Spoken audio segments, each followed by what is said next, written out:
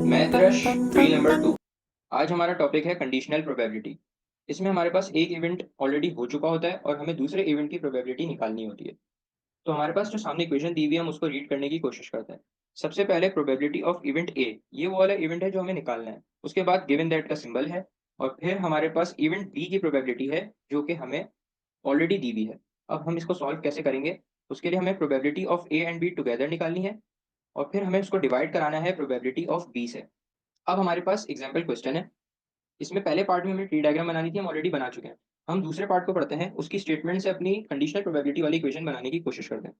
हमें यहाँ पे क्या दिया हुआ है? Given that Maria did not have jam for breakfast, यानी ये वो वाला इवेंट है जो ऑलरेडी हो चुका है। Then find the probability that she had toast, ये वो वाला इवेंट है जो हमें निकालना है।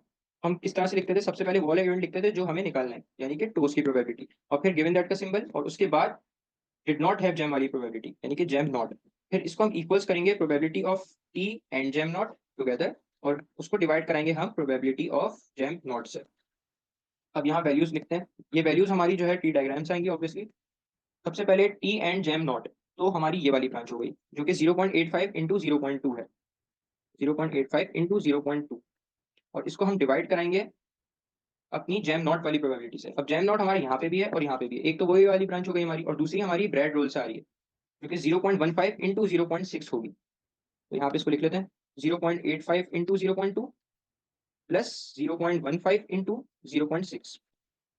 इसका जो हमारा फाइनल आंसर होगा वो होगा 0.654। हमें एक चीज़ का खास ख्याल रखना है और वो ये है कि हमें यहाँ पे एक प्लस साइन दिया हुआ है। बहुत सारे बच्चे ये गलती करते हैं कि इसको और इसको कैंसिल आउट कर देते हैं और फिर उनका आंसर 1 से बड़ा आ रहा होता है और फिर वो सोचते रहते हैं कि ये ऐसा क्यों हो रहा है। तो इस चीज़ का हमें खास ख्याल रखना है, ये बिल्कुल भी नहीं करना।